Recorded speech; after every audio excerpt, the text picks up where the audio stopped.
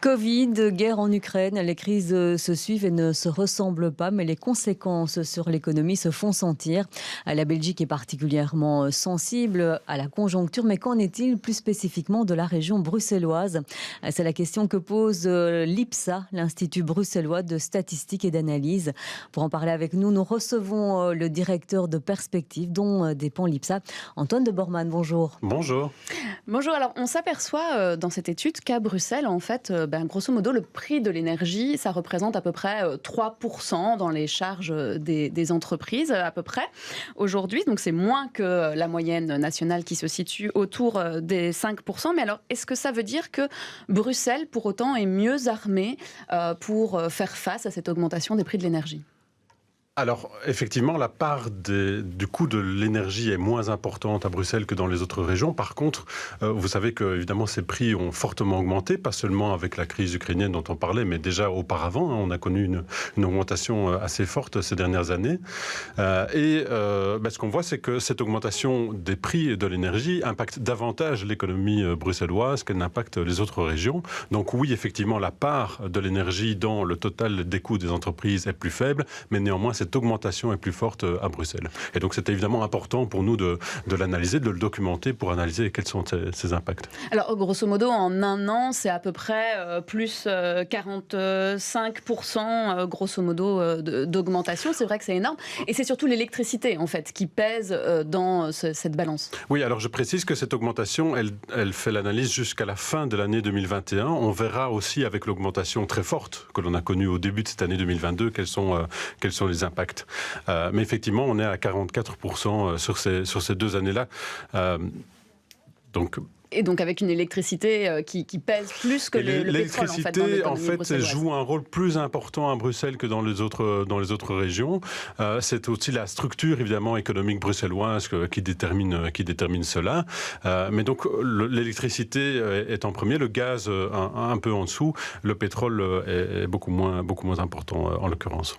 Alors, on voit aussi qu'il y a des secteurs, évidemment, qui sont plus impactés que d'autres.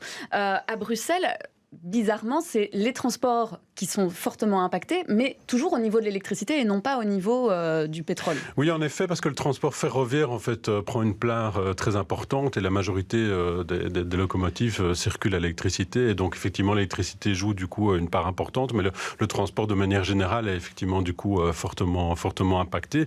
Le deuxième secteur qui est aussi lourdement impacté, c'est l'industrie alimentaire, qui joue un rôle important à Bruxelles et dont on sait qu'elle se traduit aussi par parfois des petites unités économiques, des artisans, des boulangers, des bouchers, voire des abattoirs. Tous ces artisans-là ont aussi une facture énergétique importante en électricité.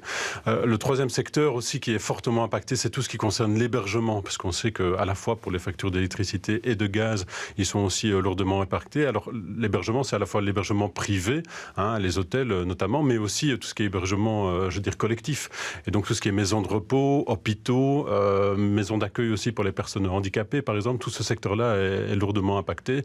Et enfin, alors, tout ce qui est activités aussi plus sociales, culturelles, sportives, sont également fortement impactés. Ce qui est aussi intéressant, c'est de voir évidemment les secteurs qui sont beaucoup moins impactés. Et donc, ça permet aussi, à un moment donné, de différencier du coup l'approche en fonction de ces différents secteurs. Mais alors, on dit souvent qu'une entreprise, voilà, grosso modo, c'est 11%, sa marge à peu près. Si on a déjà l'électricité qui prend de plus en plus de place, et même aussi le pétrole et le gaz, est-ce qu'à un moment donné, on va pouvoir résister longtemps sans avoir cette augmentation des prix? Parce que vous parliez de la STIB, est-ce qu'on va pouvoir rester avec des tarifs STIB identiques? Évidemment, la situation de chaque secteur est différente. Certains secteurs peuvent refléter cet impact des coûts sur leur prix. Pour d'autres secteurs, c'est beaucoup plus compliqué. Si par exemple, on est dans un secteur qui est régulé et où c'est l'autorité publique qui détermine les prix, alors il faut pouvoir analyser si effectivement cette augmentation des prix se justifie ou non. On est dans d'autres secteurs qui sont parfois aussi soumis à une concurrence internationale qui est forte. Et donc, on n'a pas non plus tout le loisir de pouvoir aussi changer les prix au risque alors de perdre des parts de marché à la concurrence internationale. Je dirais que de manière générale, cette augmentation de coûts, elle impacte tout le monde parce que même lorsqu'on peut refléter cette augmentation des coûts dans ces prix, ça peut se faire aussi au détriment quelque part de la demande aussi pour les produits qui sont réalisés. Donc voilà, c'est vrai qu'il faut à un moment donné rentrer dans une analyse peut-être au cas par cas pour pour voir quels sont les impacts et pour voir aussi quel est l'impact du coup de cette augmentation de prix sur le chiffre d'affaires et donc sur, in fine, effectivement, les marges des entreprises. Et vous, en tant que perspective, comment vous pouvez ensuite apporter votre expertise aussi pour le développement bruxellois auprès des politiques, puisque c'est eux qui doivent prendre cette décision, notamment pour les transports en commun? En effet, mais donc ce qui est intéressant, c'est qu'en fait, on a fait cette analyse aussi sur base de l'expérience qu'on avait de la crise Covid. Pendant la crise Covid, on a analysé aussi l'impact de la crise sanitaire sur les différents secteurs de l'économie. Et donc, lorsque cette augmentation des prix a été constatée sur les prix de l'énergie fin 2021, début 2022, on s'est dit, ça permet aussi d'appuyer quelque part par cette analyse sectorielle l'impact d'une crise comme on la connaît. C'était une crise sanitaire avant, c'est une crise énergétique aujourd'hui. Et pourquoi je fais aussi le lien? Parce que dans le cadre de la crise Covid, cette analyse a permis de calibrer aussi les aides aux entreprises qui ont été octroyées. Et donc ceci permet d'appuyer à un moment donné la décision politique, la décision publique pour savoir finalement quelles sont les mesures qu'il faut pouvoir prendre, soit effectivement permettre des augmentations de prix lorsque c'est justifié, soit permettre des aides spécifiques lorsque c'est également justifié, soit de se dire qu'on laisse quelque part le secteur jouer dès lors qu'il y a une concurrence aussi qui se fait. Donc voilà, la réponse peut être multiple, mais en tout cas ceci permet d'aider la décision à être prise en la matière. Mais c'est vrai qu'après on a vu quand même une grande résilience, une bonne résistance de l'économie bruxelloise par rapport au Covid, mais la crise ne durait pas très longtemps. Ici, on n'a pas de prise sur cette augmentation des coûts de l'énergie et a priori, ça ne va faire que croître.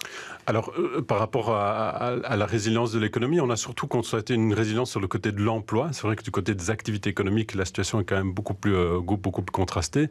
Il faudra effectivement voir quel est l'impact durable de cette crise énergétique. C'est certainement un sujet dont on va continuer à parler parce qu'on est effectivement face à une augmentation probablement durable des prix de l'énergie et donc il faut pouvoir bien identifier quels sont ces impacts sur l'économie bruxelloise.